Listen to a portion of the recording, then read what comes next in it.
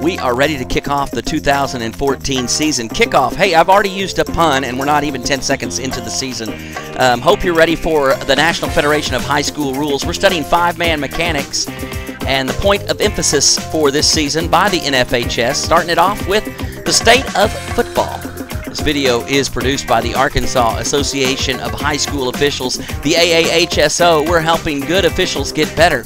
I'm your host, Todd Allen. Let's study some football. This presentation is brought to you by the Ready Study Guide to the NFHS football rules. The Ready Study Guide. When you're through learning, you're through. We're going to start the 2014 season off just a little bit differently. The National Federation of High Schools has produced some content in the rule change PowerPoint this year that just talks about where they think football is from their perspective right now, with all of the emphasis on concussions and whether the game's safe or not safe and how we proceed from here. And we've taken that content, added a few pictures, and presented what they call the state of football. It's our first point of emphasis video for this year. Later on this week, the rule change video will be up, so we hope you'll check that out. If you have any questions or comments, please feel free to email me. Here's my email address. It's toddallen65@mac.com. We hope to hear from you and see you later in the week with the rule change video. The reports of my demise have been greatly exaggerated. As was the case with Mark Twain more than 100 years ago, the sport of football is not dying. It remains the most popular sport in our nation's high schools, and it's the lifeblood of many towns and communities in the fall, to the tune of about 7,000 games each week. Autumn's characterized by changing leaves, chilled temperatures, and brilliant colors that offer fleeting, picturesque landscape. In many communities across the country, high school football on a crisp Friday evening is an indelible component of those scenes. Similar to other interscholastic activities, high school football offers its participants special educational opportunities.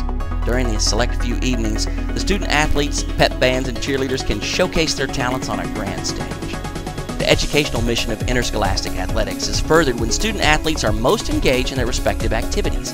In the case of high school football, Friday nights provide the optimal experience for the student athletes, as well as administrators, coaches, fans, and community involved with the game. The value of competition during this particular time is no different than a typical Saturday morning cross-country meet or Thursday evening volleyball match. Ultimately, each sport offers students teachable moments that are unique to the interscholastic experience. The preservation of high school football on Friday evenings will help provide the environment most conducive to those teachable moments and help perpetuate an important and long-standing American tradition. Most recently, the concern about the future of the sport has been centered on the long-term effects of concussions suffered by players. As a result, some parents of youth and high school players have anxiety about allowing their sons or daughters to participate in the sport. As a segue to the rest of this point of emphasis, Max Boot, in a recent article in the Wall Street Journal Online, WSJ.com, may have said it best, quote, "The guiding principle with football should be to mend it, don't end it." And in fact, the process of mending the game has been going on for a very long time, close quote. Toward that end, every state in the nation has adopted concussion legislation, and stakeholders have issued protocols and educational materials on concussions. During the past half-century, the National Federation of High School has been a leader in mending the sport by minimizing the risk of injury. Contrary to some reports, the risk of serious injury in high school football is less today than it was 40 or 50 years ago.